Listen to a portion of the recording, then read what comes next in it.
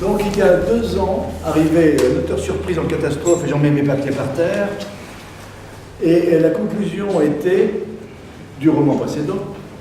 Après avoir subi l'indicible Claire se tait, je me suis tue. Parce qu'elle s'est tue, Claire commet l'inconcevable. Donc ça donne le ton du roman. Et juste, mais je ne suis pas là pour radoter sur le Fils parfait que j'ai, sur la Je me suis tue que j'ai adoré, et qui dit simplement, surtout quand on le lit à l'endroit, j'écris pour moi, pour m'évader non pas en paix, ce serait impossible, mais soulagé du poids de mon silence. J'écris pour toi, Antoine. J'écris pour que tu comprennes et que tu cesses de me haïr. J'écris pour vous, policiers, citoyens, magistrats, journalistes, prompts à embastiller en prétexte à la recherche de la vérité. Vous la voulez, la vérité, lisez. Le triomphe a été considérable. Et quand vous allez sur la page Facebook, il y a une immense fréquentation. Et les femmes me disaient, Mathieu, il y a eu un très grand succès. Et toute personne qui a lu Je me suis tue, mais il en reste, et vous pouvez en retrouver, avant même de passer au Fils parfait. Je leur appréciais Mathieu Ménégo. Mais, au fond, quand on a fait ça, et après un tel succès, comment on se lance dans un deuxième roman? Eh bien, d'abord en se plantant. Parce que entre Je me suis tue et Un Fils parfait, j'ai écrit un autre roman qui s'appelait Quelques jours et que mon éditeur n'a pas voulu au motif qu'il n'était pas bon, et il avait raison. Donc j'ai commencé par bien me planter avant de me lancer dans l'écriture d'Un Fils parfait. C'est une bonne recette. D'accord. Donc finalement, je crois que pour les écrivains en herbe qui peuvent être ici, notez bien, plantez-vous sans modération pour accéder au deuxième. Si on peut l'éviter, c'est mieux. Non, je crois pas. Je crois qu'il faut... Le fameux salutaire. Je crois que l'échec est quelque chose qui permet justement de se dire, bah voilà. Et puis, ça montre aussi à quel point nos amis éditeurs font bien leur boulot. C'est-à-dire que c'est pas parce qu'ils ont pris un texte qu'ils vont prendre n'importe quoi. Je dis pas que c'était à ce point-là n'importe quoi, mais c'était moins bon que le premier et Grassen voulait prendre un texte que s'il était meilleur que le premier. Donc merci de cette sincérité, comme ça les choses sont dites. Et donc comme vous l'avez vu, c'est une des forces dans ce qu'écrit Mathieu, c'est vraiment un style extrêmement tendu, le rythme, ce rythme qu'on a vu quand Je me suis tue et qu'on retrouve dans Le Fils parfait. Et puis, chemin faisant, il y a ce que j'appelle, vous savez, comme le petit poussé et des petits pois, c'est des rappels. C'est-à-dire que par exemple, dans Un Fils parfait, on vous parle au moment du mariage, la loi, puis on y revient, il y a les thèmes, ou les enfants, le mot, le loup qui revient. Et donc, il y a des choses dont on ne réalise pas que peu à peu, l'œuvre se construit. Et ça, je ne sais pas comment on dit, ménéguien, c'est le style de Mathieu, soyons plus simples, c'est encore plus clair. Ce n'est pas un échec. Et donc, c'est vraiment important de voir comment c'est semé au fur et à mesure.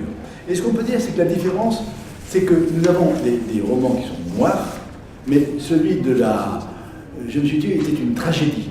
Alors que là, nous avons une atmosphère différente et qui commence presque par la mélodie du bonheur. C'est-à-dire que vraiment, j'ai beaucoup aimé la façon dont vous avez décrit cette période heureuse. C'est le bonheur du mariage, le bonheur des enfants, le bonheur de la profession. Cette mélodie du bonheur qui m'a personnellement beaucoup dégoûté au début, je le dis par rapport à l'œuvre, et à la fois captivé. Elle n'est pas très compliquée, cette mélodie du bonheur, parce que c'est la mienne. Pour le coup, donc, quand ma femme a lu mon livre, parce qu'elle elle refuse de lire ni les épreuves, ni le manuscrit, ni quoi que ce soit, donc elle l'a lu une fois qu'il était imprimé avec sa couverture jaune, je l'entendais hurler en disant « mais tu te fous de ma gueule ?» parce que c'est notre mariage, c'est le chapeau de sa mère, c'est nos enfants, donc oui, c'était pas très compliqué de décrire ce manège du bonheur parce que c'est celui que j'ai connu, effectivement. Et ce qui est amusant, c'est que j'ai commencé ce livre le jour de mon 20e anniversaire de mariage. Et je me suis dit, c'est vrai que ça me faisait rire quelque part, j'étais en Afrique, de me dire, tiens, je vais commencer par une scène de mariage, et c'est mon mariage presque de A à Z. Il y a deux, trois détails qui ne sont pas où le romancier s'emballe, mais oui, voilà, j'ai fait ça le jour de mon 20e anniversaire de mariage. Et donc on retrouve ceci, alors c'est là où on trouve effectivement une caractéristique de Mathieu, c'est la capacité à se glisser dans la peau d'une femme. Et ça, c'est quelque chose de très, très fort, et ça n'est pas neutre. Et j'ai bien aimé la façon dont vous parliez de cette fille heureuse, qui a évité finalement le second marché. Et je trouve ça extraordinaire. Alors, certains, quand j'ai présenté, ont dit, mais tu nous vises, toujours on me prête le riche. Je ne savais pas. Et donc, c'était capacité, effectivement, ouf, enfin je l'ai, et de mariage heureux. Et là, c'est peut-être que je pense que c'est votre épouse. Et c'est en l'air m'a amusé au passage, ce que j'ai évité. Donc, on a cheminé avec les enfants, ce désir d'enfant, surtout de sa femme, c'est très, très net. Et après, c'est la vie réussie, qui est la profession, et c'est vraiment la place, c'est qu'est-ce qu'une vie réussie? C'est pour une épouse, mère de famille, ou une vie professionnelle. Hein, ou naître, et ça c'est un thème très, très fort que j'ai retrouvé, je ne sais si vous êtes perso, mais qui ressent bien la vie réussie du conjoint. Oh bah, c'est toujours un thème qui est d'actualité dans un monde où on est encore avec une inégalité salariale, une inégalité devant le partage d'un certain nombre de tâches ménagères et les questions qui sont des questions qu'on ne pose qu'aux femmes, qui sont comment est-ce que tu concilies ta vie professionnelle et ta vie de famille, qui sont des questions qu'on ne pose jamais aux hommes, parce qu'on considère que eux c'est normal. Et donc c'est quelque chose, oui, moi qui éveille ma sensibilité. Et dans le roman, effectivement, il y a un moment où Daphné, la narratrice, dit bien, moi je vois mes amis masculins, mes amis féminines, qui elles n'ont pas eu d'enfants, et qui sont en train de très largement passer devant moi professionnellement. C'est quelqu'un qui est ambitieuse, et oui, ça lui pose un problème, et elle a envie de se réinvestir dans cette vie professionnelle. Et puis elle a de la chance parce qu'elle est mariée à ce fils parfait, ce gendre idéal qui lui dit ne t'inquiète pas chérie, tu peux tout à fait reprendre ta vie professionnelle et je m'occuperai de tout. Fils parfait, justement, et on retrouve bien toutes les qualités de ce mari, son père attentionné, mari aimant, la culture, enfin l'ensemble, et les petites zones, les petits pois, les petits poussets, qui est un côté un peu violent, de punition un petit peu sévère. Je ne lisais le livre, bien sûr. Et puis, en même temps, cet attachement aux filles. Elles vont aimer leur papa. Et ça peut... Il y a peut-être une suite à ce livre, qu'on verra. Et elle conclut, j'étais une parfaite idiote amoureuse. Et c'était vraiment le début du mariage et de cette mélodie du bonheur. Et arrive, pour prendre vous, dans le précédent ouvrage, vous étiez sur des chansons que vous utilisiez, c'était un thème que vous aviez utilisé avec bonheur. Ça pourrait être l'ombre d'un doute. L'ombre d'un doute, ou à 2 épisodes, à l'issue d'un match de foot, de l'absence imprévue d'un mari, qui voulait aller au foot. Et d'un retour inopiné d'une mère voulant prendre ses enfants dans ses bras, non prévu pour une fille prévisible. À ce moment-là, 2 alarmes, et le doute s'installe. C'est là où vraiment, tout d'un coup, on change complètement. On peut se dire qu'à la première alarme, le doute s'installe, à la deuxième, le doute n'est plus permis. Donc, tout à fait.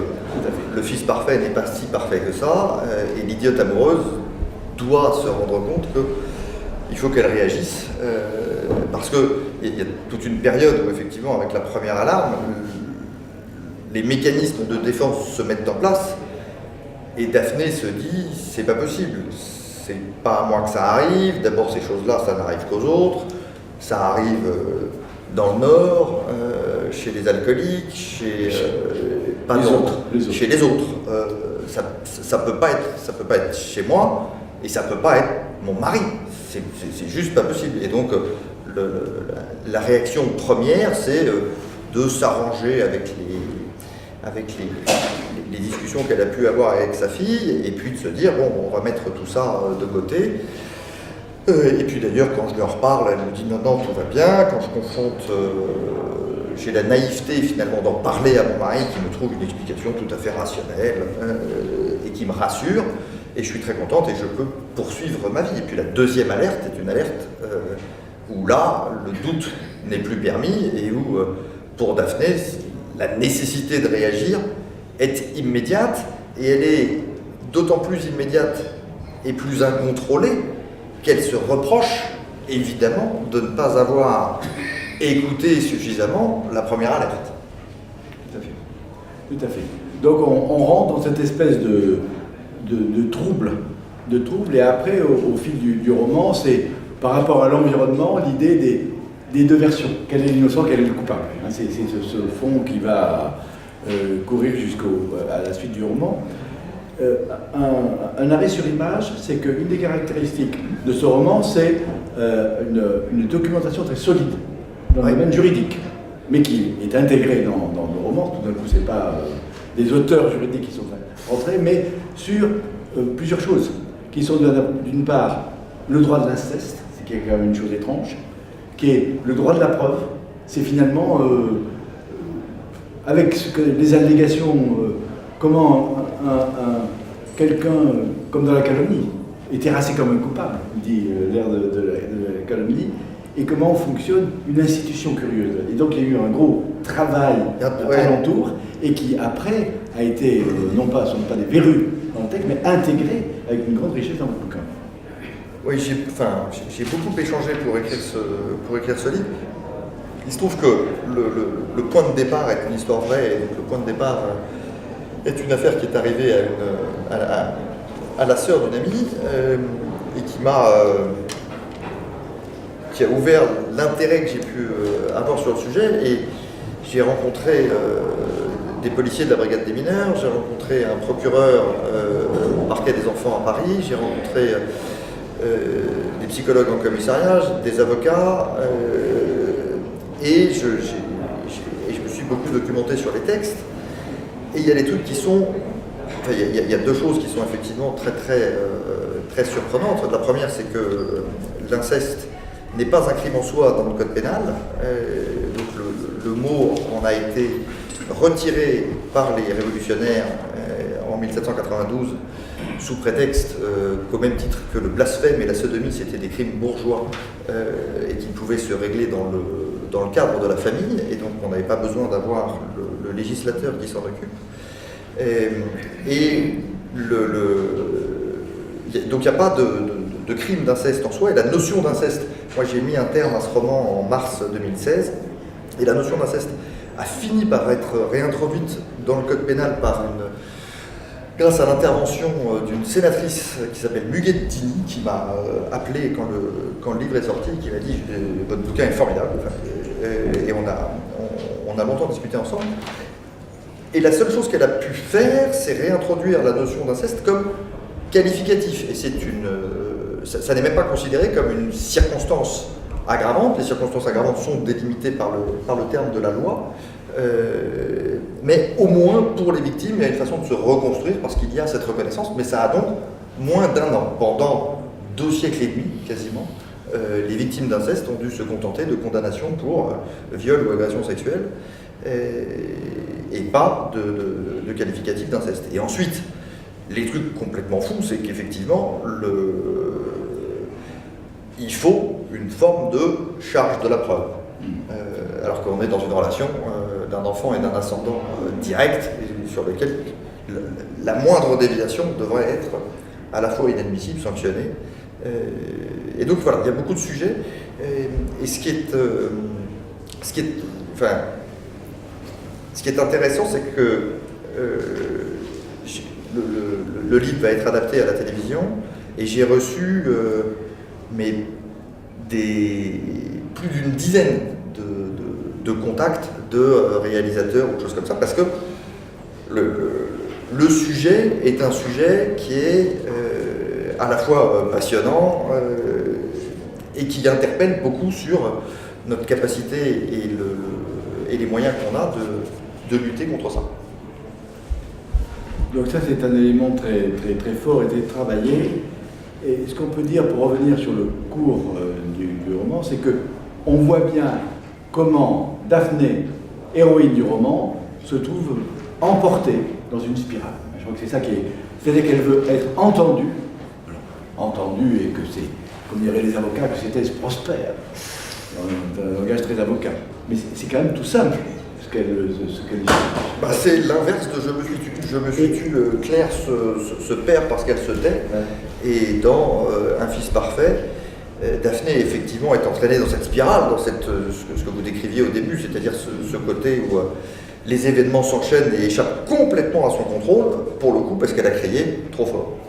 Alors c'est une spirale, sans tout dire, c'est qu'elle se trouve en hôpital psychiatrique, victime quasiment d'une aide cachée juridique en plein aujourd'hui, qu'elle se trouve dépossédée de la garde de ses enfants, sous contrôle judiciaire, enfin une spirale sous contrôle judiciaire, tout ça pour être entendu. Et que finalement, si on résume, tout ça pour une gifle, hein, et parce qu'elle veut faire valoir ses droits, c'est elle qui se trouve en train d'alléguer et d'être calomniatrice, d'être rentrée dans la calomnie, et sans avoir rien vu venir. Et ça, je pense que c'est quelque chose de très fort comme thème, c'est que de se trouver complètement emporté par rapport à quelque chose qu'elle n'a pas vu et qui est insupportable et inconcevable jusqu'au bout. Moi, je crois que c'est le thème qui m'intéresse dans la littérature. C'est au fond ces vies qui, sur rien, basculent du tout au tout, parce que personne n'est prêt à ça. Et elle est à tel point, d'ailleurs, ni prête ni préparée, qu'elle commet effectivement les quelques maladresses, les quelques erreurs qui vont la conduire dans cette spirale. D'où c'est très très compliqué de sortir. Alors cette spirale... Dans l'histoire vraie, elle n'en sort pas. Hein. C'est-à-dire qu'aujourd'hui, les enfants sont à la garde du père. Et dans cette spirale, bien sûr, elle fonctionne de façon d'autant plus redoutable que Maxime, ce fils parfait, ce mari extraordinaire, en fait, est parfait, mais qu'en plus, il est extrêmement manipulateur et organise, c'est-à-dire que tout est construit, il anticipe tout. Et donc la malheureuse Daphné est complètement enfermée dans le système par quelqu'un qui anticipe et qui a un temps d'avance. Et elle est complètement piégée. Et c'est elle qui lui a donné ce temps d'avance. Voilà. Donc, en ne partant pas immédiatement, parce qu'elle a voulu... parce qu'elle est amoureuse. Amoureuse d'une part, et convaincue dans la justice de son pays. C'est qu'elle est tellement sûre de son bon droit qu'elle ne se pose pas de questions. Ça fait 2 grands points de naïveté. Ah là là. Comme quoi les femmes. Comme je l'avais dit. Mais chacun projette. C'est curieux, vos réactions. Bon. Et en plus, Maxime, plein de sous-entendus. Parce qu'à un moment donné dans le livre, il avoue tout. Enfin, c'était ça, lui, bon, je vous verrai. Mais à un moment donné, il laissait entendre que j'étais pas assez cochonne. Donc je trouve que c'est bien envoyé. C'est que non seulement il manipule, il fait semblant de dire c'est dégueulasse ce que j'ai fait, je ne dirais pas quoi, mais en fait, en clair, c'est quand même ta faute. Ils ne sont pas mariés pour rien. Sa faute à elle, oui. À elle. Et effectivement, dans la position d'une femme... C'est un des points, c'est un des ressorts majeurs du fait que ces affaires-là ne sortent pas. C'est-à-dire qu'il faut quand même avoir en tête que le nombre de victimes est colossal, qu'il y a à peine 10% des cas qui vont en justice, et que l'immense majorité des cas restent dans le cercle familial. Et si ça reste dans le cercle familial, c'est aussi parce que l'agresseur, qu'il soit homme ou femme d'ailleurs, parce que les deux arrivent, parce que l'agresseur fait bien sentir à l'autre partie du couple qu'il ou elle porte une part de responsabilité importante là-dedans. Et ce qui est spectaculaire que vous évoquez dans votre livre, c'est effectivement l'importance de ce genre de situation dont on n'imagine pas, on ne sait pas, mais ce qu'on évalue, c'est gigantesque comme chiffre. Oui, les chiffres sont incroyables en se disant qu'il y a effectivement un enfant sur 5 qui probablement a été victime de violences, dont les 2 tiers au sein du cercle familial. Alors on se retrouve à une femme extrêmement désarmée par la force de ses émotions. Et on le retrouve à plusieurs reprises dans le livre, c'est ce que lui dit sa tête et ce que lui dicte ses tripes. C'est vraiment cette espèce de tension, de contradiction en une femme qui est remarquablement intelligente, qui comprend tout, qui comprend bien les choses, mais qui en même temps, et à un moment donné, parlant de la mère, elle dit « mais je suis une louve, je suis la mère !» Et je trouve que c'est fabuleux ce passage où ça crie, puis c'est pas quelqu'un d'inintelligent et bestial, mais au contraire, qui, au sein de son raisonnement, cette espèce de force de vie qui est considérable. On dit « mais qu'est-ce que c'est que ce truc-là ?» C'est absolument impossible. Et d'ailleurs, dans cette noirceur, moi ce qui m'a frappé personnellement, c'est que c'est autour de l'amour d'une mère. Parce que je trouve que la façon dont on écrit les soirées entre filles, vous décrit les relations entre filles, les câlins, les jeux, les spectacles de télévision, c'est magnifiquement rendu, en plein drame, tout d'un coup, hop, ces séquences qui se retrouvent entre filles, Daphné et ses filles. Et c'est même l'amour de 2 mères, parce que C'est l'amour de Daphné pour ses filles et c'est l'amour de la mère de Maxime pour son fils. Donc vous voyez une grande richesse avec des personnages peu nombreux mais très bien typés, et un qui est très attachant, qui est la bonne copine, mais qui n'est pas le camarade de régiment, c'est Laurence, et qui est intéressant par ce mélange à la fois de la fille carriérite et embrasse-top, et en même temps qui a une richesse de cœur qui finalement ne discute pas et arrive à vous prendre dans ses bras. Je veux dire, qui est vraiment est disponible alors qu'elle gère une carrière avec une... Et oui, qui est la seule qui la croit d'emblée. Voilà, qui ne pose aucune question. Même sa mère lui dit mais t'es folle, il y a un problème. Alors que Laurence lui dit t'as un problème, viens, je suis là. C'est ça qu'on peut dire. Donc vous voyez tout ce trajet. Donc je ne vous raconterai pas la fin, mais l'important c'était de créer en vous le désir qui mérite ce bouquin, ce livre. Et simplement, je vais me permettre, avec ton accord, tu rentres dans la peau d'une femme. Alors je ne vais pas me traverser parce que ça n'est pas dans mon genre. Mais dans tes admiratrices, tu as un texte qui m'a paru très bien décrit. Enfin, je l'ai senti, donc je le dis. Je vais tâcher de ne pas laisser au pied. Il fallait pour aborder ce thème tragique tout le talent de Mathieu Ménégo. Cette plume pudique, cette plume engagée, cette capacité qu'il a à se glisser dans la peau d'une femme qui souffre. Cet art qui est le sien de confier le récit à cette même femme, il fallait une écriture puissante, cette faculté à enserrer le lecteur dans l'étau d'une tragédie oppressante. Il fallait surtout cette merveilleuse humanité, cette empathie, cette intelligence du cœur qui sont la griffe Ménégo. Merci.